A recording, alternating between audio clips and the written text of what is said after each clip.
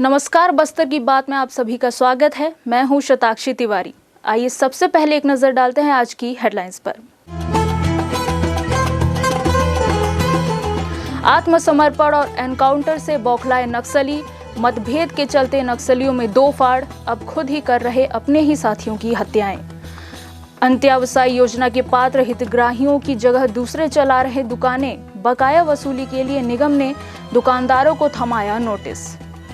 दशहरा पर्व हेतु ग्राम ककालगुर से आई लकड़ी पहुंची सिरहसार, नए रथ निर्माण की दिशा में होगा कार्य प्रारंभ। और यातायात नियमों की अनदेखी अब पड़ेगी महंगी, सख्त हुआ पुलिस प्रशासन। अब खबरें विस्तार से। बस्तर में लगातार चलाए जा रहे एंटी नक्सल ऑपरेशन व आत्मसमर्पण नीति के चलते बस्तर के नक्सली आत्मसमर्पण कर रहे हैं या फिर एनकाउंटर में मारे जा रहे हैं, जिससे बौखलाए नक्सलियों में अब दो फाड़ होता नजर आ रहा है। ताजा मामला 5 नक्सलियों की हत्या का है, जो खुद ही नक्सलियों ने की है। नक्सलियों द्वारा अपने ही साथियों की हत्या किए जाने के संबंध में आईजी सुंदर राज पी ने बताया, वर्तमान में सीपी माओवादी संगठन बिल्कुल दिशाहीन नेतृत्व हो चुकी है। उनके माओवादी संगठन अंतर्गत बाहर के नेतृत्व और स्थानीय कैडर्स के बीच में काफी मतभेद चल रहा है। इसी कारण से विगत कुछ दिनों से आपसी लड़ाई झगड़े के कारण से पश्चिम बस्तर डिवीजन में 600 अधिक माओवादी कैडर्स खुद अपने अधीनस्थ कैडर्स को मारा जाने का घटनाक्रम सामने आया है। इस पे पिछले हफ्ते में एक डिविजनल कमेटी मेंबर मुडिया में विजया को उनके अधीनस्थ कैडर्स द्वारा मारा जाने की घटना सामने थी, जिसको पुलिस द्वारा तस्दीक करके कंफर्म कर लिया गया है। इसके अलावा 5 और माओवादी कैडर्स, जिसका नाम कमलू पूनम है, संदीप कुरसम है, संतोष है, लक्ष्मू हेमला और दस्टू मंडावी है, इनके भी सामने अभी पुलिस के सामने आया है। इनको पुलिस द्वारा तस्दीक की जा रही है। इस प्रकार विगत हफ्ते 10 दिन में 6 से अधिक माओवादी कैडर्स को खुद उनके अधीनस्थ नहीं तो सीनियर कैडर्स द्वारा अलग अलग घटनाक्रम में उनका हत्या की गई थे। ये काफी एक महत्वपूर्ण घटनाक्रम है, जिसके ऊपर पुलिस द्वारा निगरानी रखा जा रहा है और निश्चित रूप से आने वाले समय में माओवादी की इस प्रकार का आपसी खींचतान के कारण से उनके संगठन का खात्मा बहुत जल्दी होगा। तो ये अब तक जो पश्चिम बस्तर डिवीजन में विगत हफ्ते 10 दिन में मुडिया में विजय को मिलाकर टोटल 6 माओवादी कैडर्स का आपसी लड़ाई झगड़े में उनका हत्या हुआ है, जिसका नाम विवरण जैसे मैंने बताए थे। एक डिविजन कमेटी कैडर मुडिया में विजय है, दूसरा एक जन मिलिशिया कमांडर कमलू पूनम है, एक जन मिलिशिया कमांडर संदीप कुरसम है और एक सीपीएम माओवादी के जो मोबाइल स्कूल के प्रभारी है जो संतोष है, और मिलिशिया कैडर एक लक्ष्मू हेमला है और एक दस्टू मंडावी है। इस प्रकार के पश्चिम बस्तर डिविजन कमेटी का 6 माओवादी कैडर्स का जो मारा जाने का जानकारी पुलिस के सामने आया था। उसमें अब तक मुडिया में विजय का जो प्रकरण तस्दीक करके कंफर्म कर लिया गया, बाकी 5 का प्रकरण अभी हम लोग तस्दीक कर रहे हैं। बस्तर आईजी सुंदर राज पी ने बताया कि बस्तर के अंदरूनी इलाकों में लगातार नक्सलियों का जनाधार कम होता जा रहा है और नक्सल संगठन से जुड़ी स्थानीय कैडर आत्मसमर्पण कर मुख्य धारा से जुड़ रहे हैं, जिसमें नक्सलियों में बौखलाहट बढ़ती जा रही है। और यही वजह है कि जो नक्सली ग्रामीणों के हित में बात कर रहे थे या संगठन को आत्मसमर्पण का संदेह हो रहा है, ऐसे नक्सलियों को खुद नक्सली मौत के घाट उतार रहे हैं। ताजा मामला बीजापुर जिले के पीडिया का है, जहां कुछ दिन पूर्व नक्सलियों ने अपने ही डिवीजन कमांडर की हत्या कर दी थी और अब 5 और नक्सली कमलू पूनम, संदीप पुरसम, संतोष, लखमू, हमला, दसरू मंडावी की खुद नक्सलियों ने हत्या कर दी। इस बात की पुष्टि करते हुए बस्तर आईजी ने बताया कि लगातार ऐसे मामले और बढ़ेंगे, क्योंकि अब जनता नक्सलियों की सच्चाई जान गई है और नक्सलियों का साथ देने से बच रही है। ऐसे में नक्सली ग्रामीणों को नुकसान पहुंचाने का प्रयास बिल्कुल करेंगे, पर जो स्थानीय नक्सली ग्रामीणों का हित चाहते हैं वे इस बात का विरोध करेंगे, जिससे नक्सलियों के बीच विवाद बढ़ेगा और ऐसे नक्सलियों के पास फिर आत्मसमर्पण के अलावा और कोई रास्ता नहीं बचेगा या फिर खुद अपने संगठनों के हाथों मारे जाएंगे। बस्तर की बात, जगदलपुर। जगदलपुर के प्रमुख संजय बाजार में सबसे कमजोर कारोबारियों को दुकानें उपलब्ध कराने के लिए अंत्यावसायी योजना के अंतर्गत 44 दुकानें बनाई गई थी, पर इन 44 दुकानों के पात्र हितग्राहियों का अता पता ही नहीं है। उनकी जगह दूसरे ही दुकानें चला रहे हैं। निगम ने अपने बकाया पैसे वसूलने दुकानदारों को नोटिस थमाया है। जगदलपुर के संजय बाजार में अंत्यावसायी समिति ने स्वावलंबन योजना के तहत राजीव कॉम्प्लेक्स में हितग्राहियों को दुकानें शर्तों के आधार पर आवंटित की थी, लेकिन अब 44 दुकानों के पात्र हितग्राहियों का अता पता ही नहीं है। वर्तमान में जो यहाँ दुकानें संचालित कर रहे हैं, उन्हें किराए के लिए नोटिस दी गई है। नोटिस के आधार पर समिति को करीब 27 लाख का किराया वसूलना है। सरकार को सेंध लगाने वाले इन कारोबारियों के खिलाफ अंत्यव्यवसायी समिति कार्रवाई करने की भी तैयारी कर रही है। अंत्यव्यवसायी समिति की दुकानों को नए सिरे से तैयार करने की भी योजना बनाई जा रही है। स्वावलंबन योजना अंतर्गत दुकानें जो दी गई थी, वो पात्र हितग्राही जो थे वो SC, ST और सामान्य के लिए कुछ 30% के लगभग जो था वो सामान्य वर्ग के लिए दिए जाने थे, जिसमें से 70% जो है वो SC, ST वर्ग को संचालित करने के लिए दी गई थी और स्वरोजगार के लिए, और बाकी 30% जो है वो जनरल को दी गई थी। उसमें से 92-93 से ये आवंटन की गई थी, जिसमें लगातार प्रारंभ में तो सभी ने अच्छे से काम किया। उसके बाद कई वर्षों तक जो है अंत्यव्यवसायी से देखरेख की कमी होगी या फिर हितग्राही भी उतना ध्यान नहीं दिए हैं, और जाने से भी जो शुरू में निरस्त कुछ दुकानें हुई जिसको स्वयं संचालन नहीं कर रहे थे, लेकिन उसके बाद किसी का भी निरस्त भी नहीं हुआ और कोई किराया भी यहाँ पर जमा नहीं कर रहे थे। लेकिन अभी जब हम लोगों ने इसमें ध्यान दिया कि इतना किराया बकाया है, जाके वहाँ पे निरीक्षण किया तो देखा कि वहाँ पर जो है जनरल वर्ग ही ज़्यादातर जो दुकानों में है संचालन करता है, और जो हितग्राही हैं उनका कुछ पता ही नहीं था। तभी हम लोगों ने फिर पहले नोटिस जो जाते थे यहाँ से, जो अधिकारियों ने भी नोटिस दिए वो देते थे, इनको हितग्राहियों को नोटिस देते थे, लेकिन हितग्राही वहाँ रहते नहीं थे और संचालनकर्ता वहाँ तक पहुँचाते नहीं थे। इस कारण कोई कार्रवाई उसमें हो नहीं पाती थी। अभी जो वहाँ पर टोटल दुकानें हैं वो 44 दुकानें हैं स्वावलंबन योजना अंतर्गत, और 10 दुकानें जो है स्टेप अप योजना में थी, वो 87-88 में दी गई थी। लेकिन उसके भी पात्र हितग्राही जो हैं वो संचालन नहीं करके दूसरे अन्य वर्ग के जो लोग हैं वहाँ पर संचालन कर रहे हैं। इसीलिए कलेक्टर महोदय जी के निर्देशानुसार फिर हम लोगों ने उसमें वहाँ पर जाकर पूरा निरीक्षण किया, उसमें सभी को नोटिस भी दिए। बस्तर कलेक्टर ने हाल ही में दौरा करने के बाद दोबारा से भवन निर्माण की योजना भी तैयार करनी शुरू कर दी है। पुरानी दुकानों से 29 लाख का किराया बाकी है। निर्माण के दौरान 30 साल के लिए किराया निर्धारित किया गया था। समय पूरा होने पर इन दुकानों का नवीनीकरण किया जाना है। इसके बाद नए अलॉटमेंट के तहत इसकी प्रक्रिया पूरी की जाएगी। ये सब भी अगले साल पूरा होना है। दरअसल अंत्यव्यवसायी समितियों के नाम पर ही संजय बाजार के बहुत से कारोबारियों ने इन दुकानों को हथिया लिया था, और इन दुकानों में गोदाम से ही दूसरी छोटी बड़ी दुकानें किराए से दूसरे लोगों के लिए उठा दी गई हैं। ऐसे में निगम को नुकसान हो रहा है। विश्व प्रसिद्ध दशहरा महोत्सव पर निश्चित ही कोरोना महामारी का प्रभाव पड़ रहा है, जिसके चलते इस वर्ष नए रथ का निर्माण न कर पुराने रथ की ही परिक्रमा करने की अटकलें लगाई जा रही थी। लेकिन मंगलवार को नए रथ निर्माण के लिए लकड़ियां सिरहसार भवन के समक्ष पहुंचने से इन अटकलों पर विराम लग गया है। अब शीघ्र ही नए रथ का निर्माण कार्य प्रारंभ हो जाएगा। 4 चक्के और 8 चक्के के रथ का निर्माण 1 वर्ष के अंतराल में होता है। इसी क्रम में इस वर्ष 8 चक्के के रथ का निर्माण होगा। आइए देखते हैं एक रिपोर्ट। रथ निर्माण। दशहरा महापर्व के लिए नए रथ निर्माण हेतु लकड़ियों का आना शुरू हो गया है। वन विभाग के द्वारा दरभा और माचकोट वन क्षेत्र की लकड़ियों को रथ निर्माण के लिए लाया गया है। इस वर्ष कोरोना वायरस के चलते सोशल डिस्टेंसिंग का पालन करते हुए लकड़ियों को जंगल से ट्रकों के माध्यम से लाया जा रहा है। मंगलवार की सुबह लगभग 30 ट्रकों में भरकर रथ निर्माण की लकड़ी सिरहसार चौक पर लाई गई। रथ निर्माण के लिए साजा, जिसे हल्बी में आदन कहते हैं, सरगी और तिनसा, जिसे स्थानीय बोली में ट्यूस कहा जाता है, ये तीनों वृक्ष की लकड़ी का उपयोग किया जाता है। इन लकड़ियों को बस्तर परिवहन संघ के 30 ट्रकों के माध्यम से बुलाया गया है, लेकिन किसी किसी ट्रक में केवल 1, 2 और कुछ ट्रकों में 3 और 4 लकड़ियों को ही लाया गया है। जानकार लोगों का कहना है कि एक ट्रक में इससे अधिक लकड़ी लाई जा सकती थी और कम संख्या में ट्रक भी लगते और पैसों की बचत भी होती। इतनी संख्या में ट्रक लगाए जाने से बेवजह अधिक पैसे खर्च होने की बात भी कही जा रही है। लकड़ियों के पहुंचने से अब नए रथ निर्माण को लेकर लगाई जा रही अटकलों पर विराम लग गया है। शीघ्र ही रथ निर्माण का कार्य प्रारंभ हो जाएगा। इस वर्ष भी प्रतिवर्ष की तरह नए रथ की परिक्रमा विश्व प्रसिद्ध बस्तर दशहरे में होगी। बस्तर की बात, जगदलपुर। बस्तर में आदिवासियों की भाषा गोंडी अब उन अंतर्राष्ट्रीय भाषाओं में शामिल हो गई है जिनकी यूनिकोड मौजूद है। दरअसल 3 साल से गोंडी भाषा को अंतर्राष्ट्रीय प्रस्तुति देने की तैयारी की जा रही थी, वो अब सफल हो गई है, जो बस्तर के लिए गौरव की बात है, क्योंकि गोंडी भाषा को लिपिबद्ध कर लिया गया है और गूगल ने इसका यूनिकोड फॉन्ट भी बना दिया है।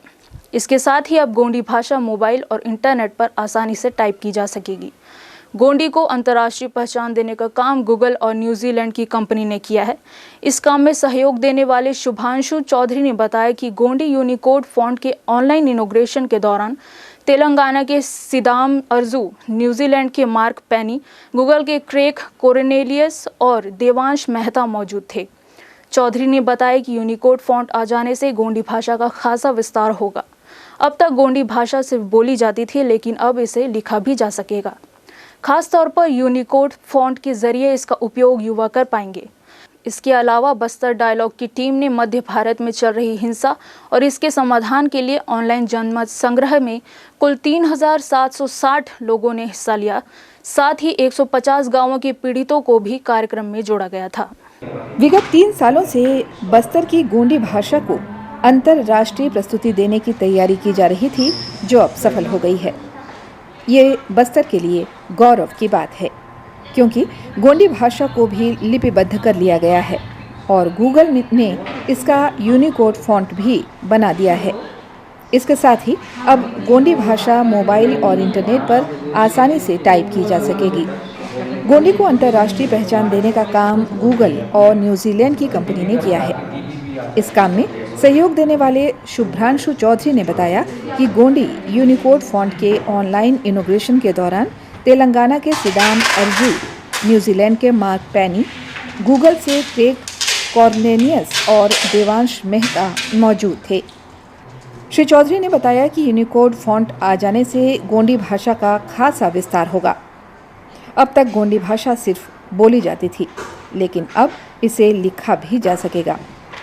खासतौर पर यूनिकोड फॉन्ट के जरिए इसका उपयोग युवा भी कर पाएंगे। इसके अलावा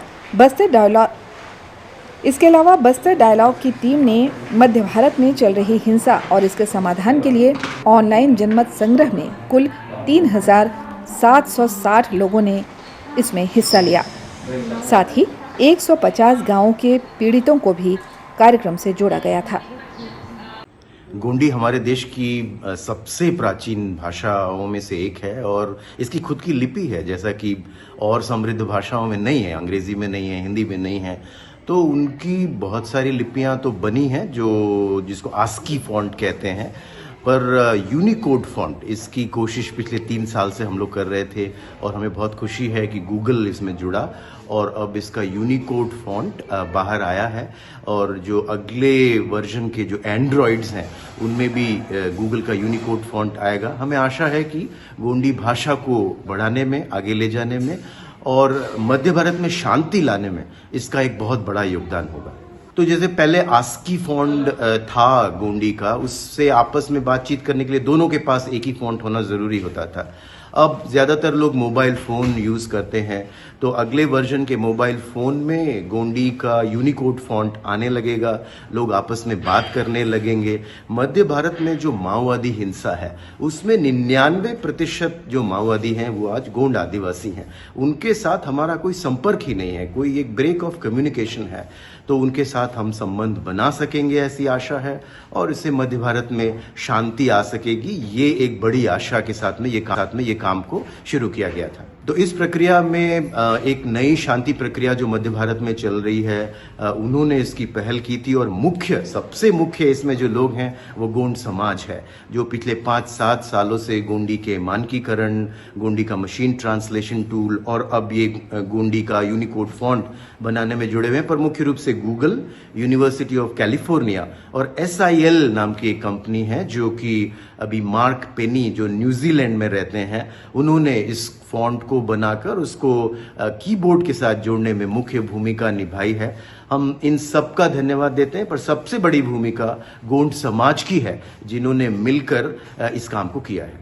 वक्त हो चला है छोटे से ब्रेक का। ब्रेक के बाद मिलते हैं और खबरों के साथ।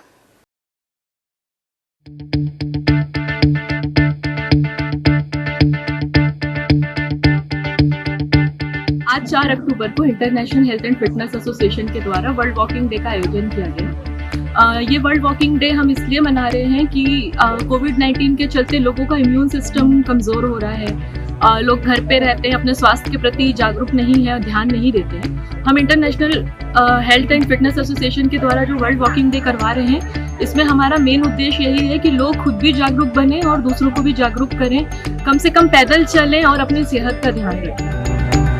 और यहाँ पे जितने भी प्रतियोगी यहाँ पे उपस्थित हुए हैं, भाग लिए हैं पैदल चाल में, उनसे सबसे आग्रह है कि अपने जीवन में लगातार पैदल चलते रहें।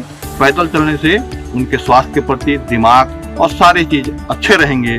हमारा बार बार सारे लोगों से निवेदन है कि वो पैदल चाल को अपने एक जीवन का अंग बना लें और लगातार चलते रहें, लगातार चलते रहें।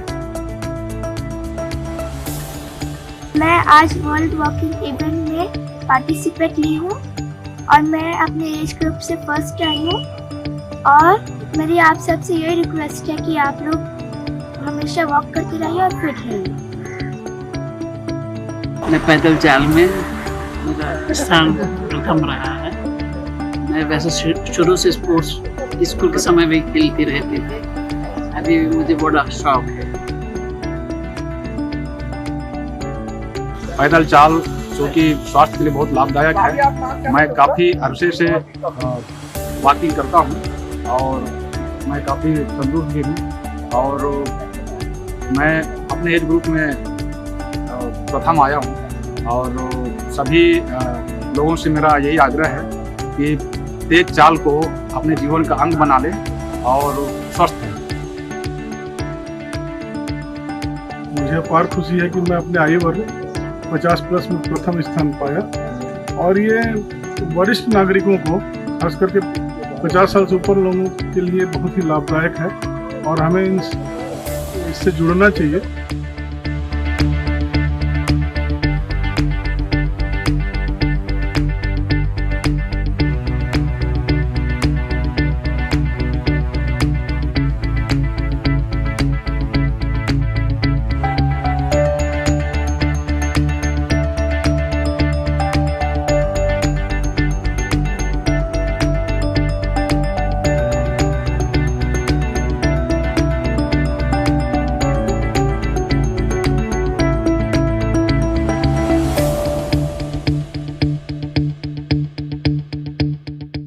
ब्रेक के बाद आपका स्वागत है बस्तर की बात में। आइए चलते हैं और खबरों की ओर।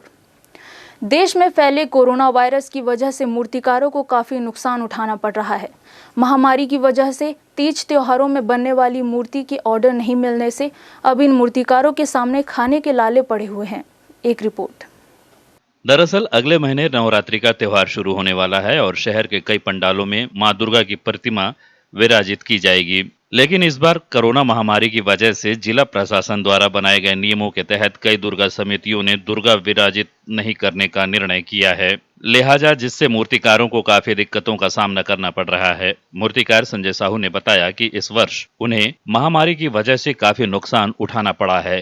गणेश चतुर्थी के दौरान सैकड़ों की संख्या में ऑर्डर मिलने वाले मूर्ति कोरोना की वजह से कुछ की संख्या में बनाए गए, जिसकी वजह से अभी नवरात्रि का त्योहार शुरू होने वाला है और ऐसे में उनके पास सिर्फ एक ही ऑर्डर आया है। मूर्तिकार ने बताया कि नवरात्रि के 1 महीने पहले से ही सैकड़ों की संख्या में उनके पास मां दुर्गा की प्रतिमा के लिए ऑर्डर आते हैं, लेकिन कोरोना की वजह से कई दुर्गा समितियों ने दुर्गा विराजित नहीं करने का निर्णय लिया है, लिहाजा मूर्ति बनाने के ऑर्डर मिलने के अभाव में आर्थिक तंगियों से जूझना पड़ रहा है।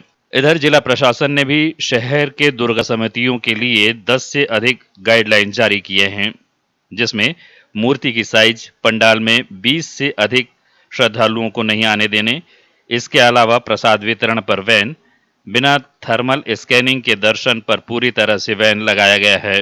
कहा जा सकता है कि इस बार महामारी की वजह से तीज त्योहारों में ग्रहण लगने के साथ मूर्तिकारों के सामने भी महामारी की आर्थिक संकट खड़ी हो चुकी है। अब तो देखिए, जब से कोरोना काल आया है तब से परेशानी तो बहुत बढ़ गया है। अब जितने भी पहले ऑर्डर रहते थे उन लोग पहले 2 महीना पहले संपर्क करते थे हमसे ऑर्डर के लिए, बुकिंग के लिए। अब ऐसा गणेश चतुर्थी के पहले से सब ठंडा हो गया है। अब गणेश चतुर्थी में भी बहुत ऑर्डर थे, तो इस बार छोटे छोटे मूर्तियाँ बैठे हैं, घरगुती गणेश घर में बैठाने वाले, उसमें भी बहुत नुकसान हुआ है कि हम तो बहुत बड़े बड़े मूर्ति बनाते हैं, 8-10 फीट तक बनाते हैं, तो इस बार तो सब छोटे छोटे मूर्तियाँ बने हैं 1 फीट 2 फीट के। और विश्वकर्मा जयंती में पूरा ऐसे ठंडा गया है कोरोना के चक्कर में। अब दुर्गा जी में अभी हमारे कलेक्टर साहब 6 फीट तक का ऑर्डर दिए हैं बनाने का, लेकिन ये देखिए कि मूर्ति आया है दंतेवाड़ा से, ये भी पर्सनल घर में बैठाने के लिए है, तो एक ही मूर्ति आया है इस बार। जगदलपुर में अभी कोई मूर्ति ऑर्डर नहीं है, इसका पूरा नुकसान हमको उठ रहा है।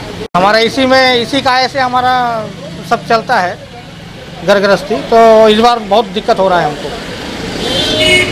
दुर्गा में वही अभी तक से तो एक एडवांस नहीं आए हैं, वैसे ही बना के भी 2-4 ठीक रखा था। और गणेश में तो इसी घाटा हुआ है। अब गणेश दुर्गा में भी वही लग रहा है, कोई ठिकाना नहीं है ग्राहक का।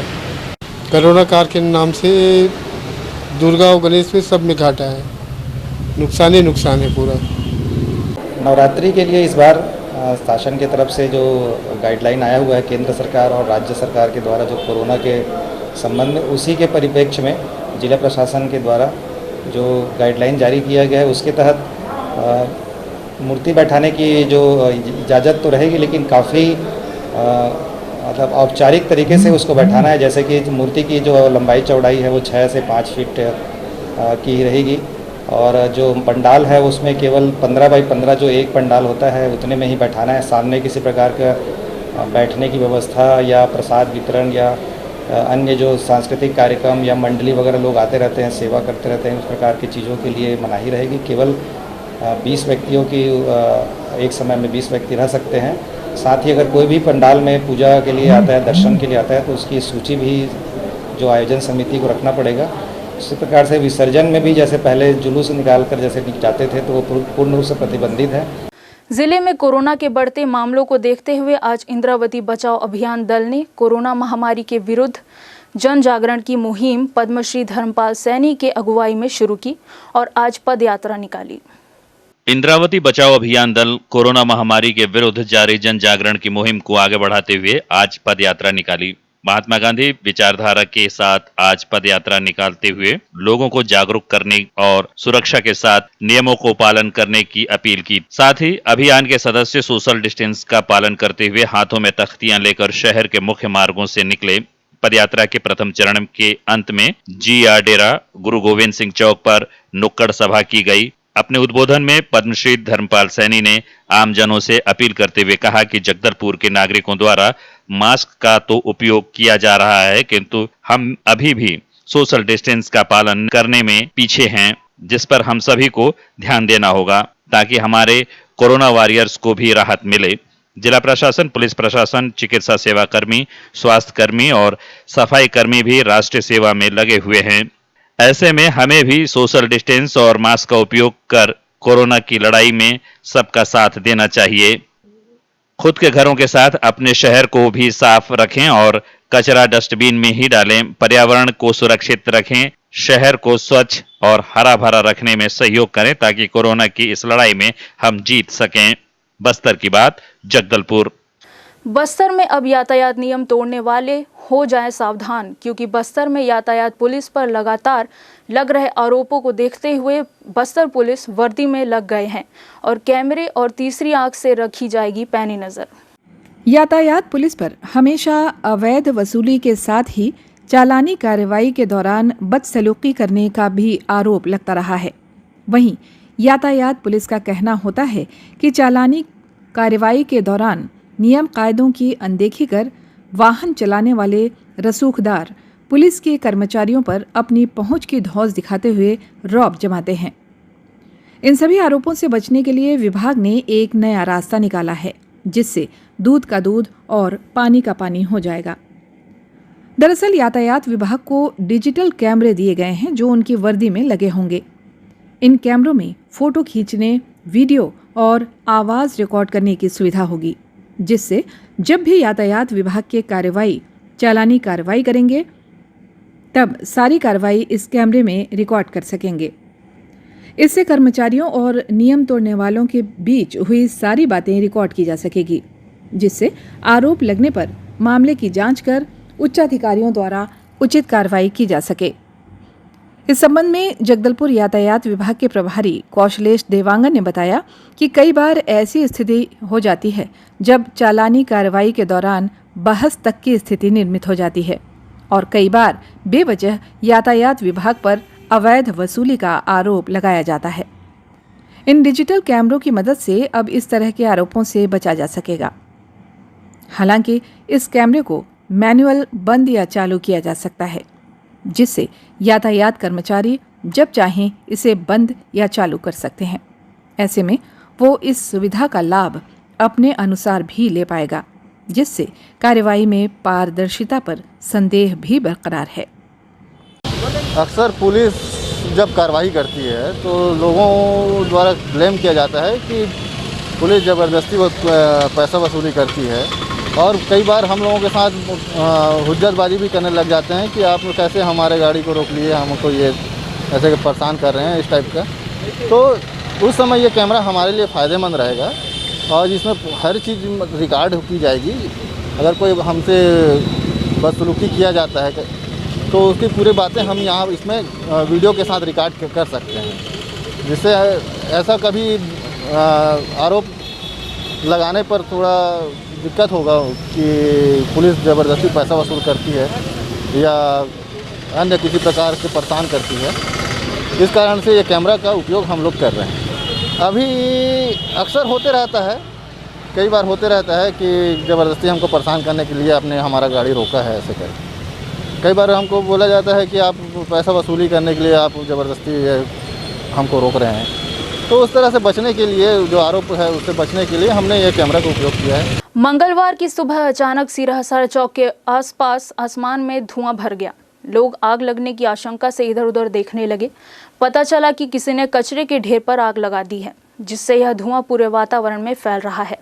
गौरतलब है कि कचरे में आग लगाना प्रतिबंधित है, लेकिन इसके बावजूद कुछ लोगों द्वारा कचरे के ढेर में आग लगाने का कार्य अब भी किया जा रहा है। इससे वायु प्रदूषण में बढ़ोतरी हो रही है। कचरे में जो पॉलीथीन होता है उसमें आग लगाने से वातावरण में जहरीली गैस फैलती है, जिसका असर आम लोगों की सेहत पर पड़ता है। इस तरह की गतिविधियों को रोकने के लिए लोगों को जागरूक करने की जरूरत है। नगर में आए दिन बिजली गुल होने की समस्या निर्मित होती रहती है। इस समस्या से निजात दिलाने के लिए विद्युत विभाग द्वारा मेंटेनेंस का कार्य किया जाता है, जो वर्तमान में भी चल रहा है। विभिन्न क्षेत्रों में कुछ घंटों के लिए बिजली गुल कर मेंटेनेंस का कार्य किया जाता है। इसी क्रम में 10 अक्टूबर को पतरागुड़ा और लालबाग क्षेत्र में मेंटेनेंस का कार्य किया जाएगा और 17 अक्टूबर को बोधघाट रेलवे कॉलोनी, नया बस स्टैंड, हाथ कचोरा, करकापाल हवाई अड्डा क्षेत्र में मेंटेनेंस का कार्य होगा।